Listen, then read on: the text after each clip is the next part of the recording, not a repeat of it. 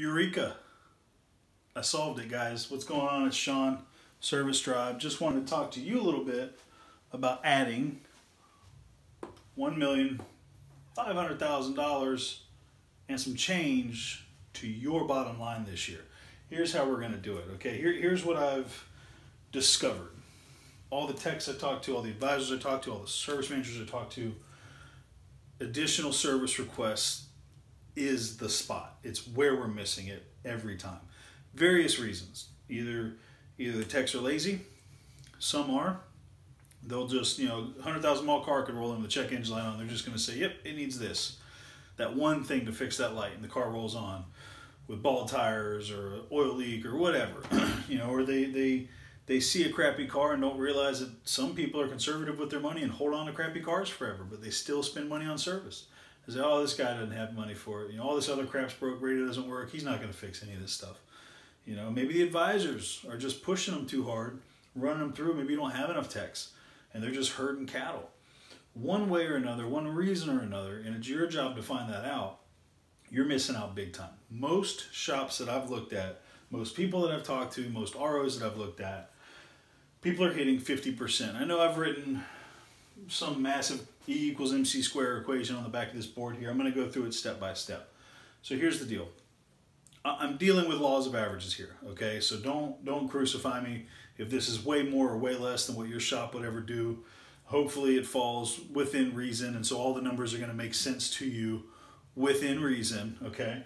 By my math, most techs are seeing 5 cars a day. Maybe 4, maybe 9. 5 cars a day, though, averaging like 2.2 hours per RO. Guys are getting 11 hours a day.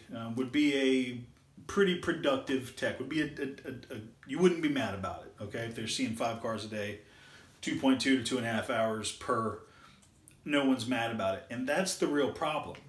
No one seems to complain about that. But here's the deal. Tech works 5 cars. Requests on 50% of them, that's 2.5 of the cars. Now the average request in this model is worth about 2.5 hours because that's normally what we see. Average cars are coming in around 65 to 70,000 miles.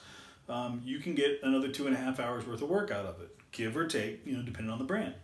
So 2.5 cars, 2.5 hours per car, that's 6.25 hours per day that they're requesting on average.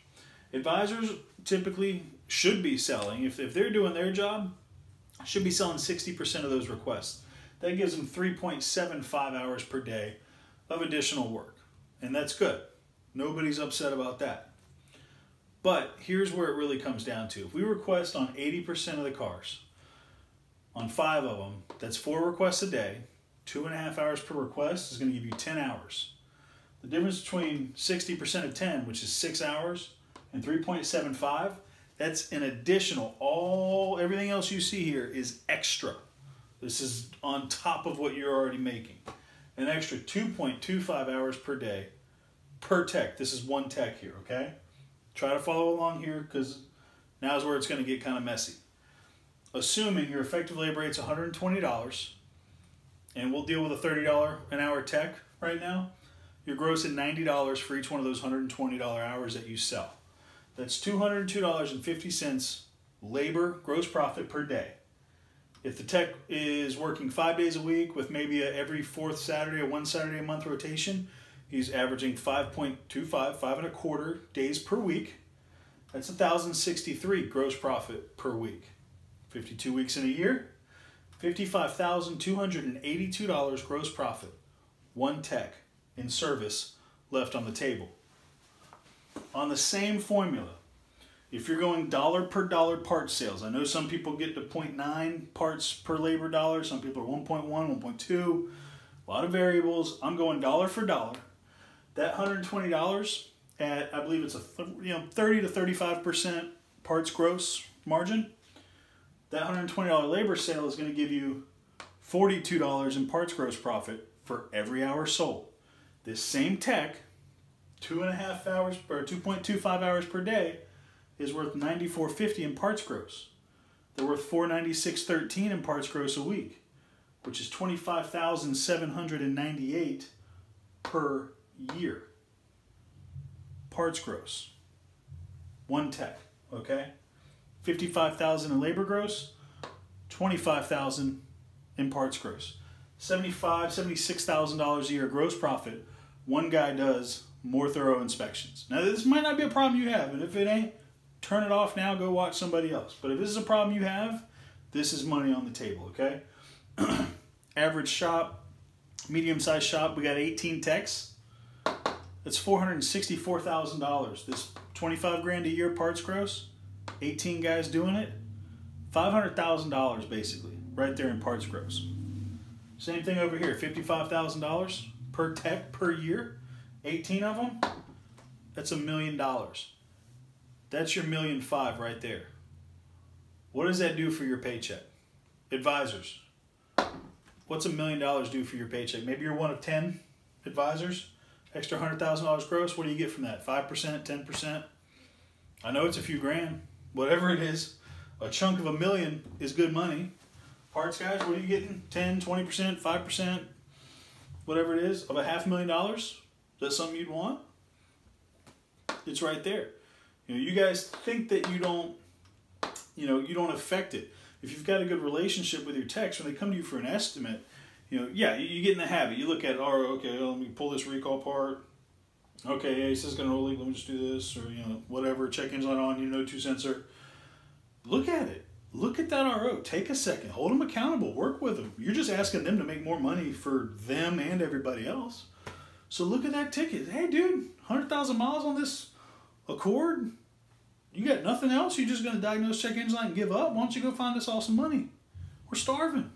You know, if you got a good relationship with your techs, that's an easy conversation. You're not overstepping any boundaries. Hey, dude, go find me some money. Pick yourself up some money while you're at it. It's not hurting any feelings. So that same technician, you're 2.25 hours per day at 5.25 days per week. It's almost 12 hours a week. It's almost 614 hours a year that you're leaving on the table. If you're only asking for work on half your tickets, okay, and you know whether you are or not, if you're only at 50%, you're leaving 600 hours on the table every year. On the low end, let's say $16 an hour to $30 an hour on the high end, $10,000 to $20,000 a year in your pocket. That's money. That's not a percentage. That is it. And if you're on a tiered plan where if you crest a certain amount of hours, you get an extra couple bucks, that's going to help you get there. It could be 20 to 30 grand for you, depending on your pay plan. It's just money in the bank, guys. That's the whole point of all of it. If you're doing 70%, okay, 80%, you're still going to get a third of that. You know, your uptick's not going to be as much, but if you go from 70 to 80 is still a third of all these numbers. It is still 500,000 more gross. It is still 200,000, 180,000 more parts gross. It's still 340,000 more labor gross. Still 3 or 4 grand for the tech, maybe 5. It's still money. No matter where you're at, unless you're at 80 and your advisor's at 60 closing ratio, there's money out there. You just got to go find it. Now, the biggest point to all this, and some people say, oh, I can't request on 80%. I want to touch on that real quick. That 80%, okay, we're doing 10,000 mile oil changes now, most manufacturers. You need a rotation every time they come in. You only see the car 1.3 times a year. So wipers twice a year, that means every car that comes in needs wipers. Every car that comes in probably needs an oil change or is very close to needing one, and you can do it out of convenience. They're going to need a rotation with that. 1 in 5 are going to need tires. Most people are getting 50, 60,000 miles out of tires. So 1 in 5 that comes in needs tires. 1 in 4 needs a battery because they only last every 4 years now. Okay, you're following along here? Pollen filters every 2 years. That's half. Half need that. Maybe a third or a fourth need an air filter. A third, most manufacturers doing brake flush every 3 years now. 2 to 3 years, depending on who you're looking at. That means about every third need a brake fluid flush. And this is excluding a leaking water pump or a broken radiator or even a fog light out or a tail light out or a bad tire pressure sensor or 1 corded tire that you can sell with an alignment because at some point they only put 1 on. How many of you only look at like one side of the car and think tires are good and don't actually walk around it because you don't really have to for any other reason? We've all done it at some point. The work is there. That 80% is there. I promise you that. An advisor selling 60%, if they're a strong advisor, that's going to happen. So that, managers, that's what you want to look at. How many ROs are my techs requesting on? How many of those hours are my advisors selling? If your advisors are selling 30%, you need to get them on board. They're the ones you need to look at. You might have a shop full of stallions that are asking for everything they can on every car. No problem there. We need to get these guys to sell some work, okay? If you're going to up it, if you're going to double from 30% to 60% or whatever your number is, just think, you don't necessarily, your techs might all be perfectly happy and they don't want extra work, and that's why they're not doing it. You need to identify that problem as well. Because if that's the case, guess what, guys? I'm bringing in an extra 2.5 hours per day per tech.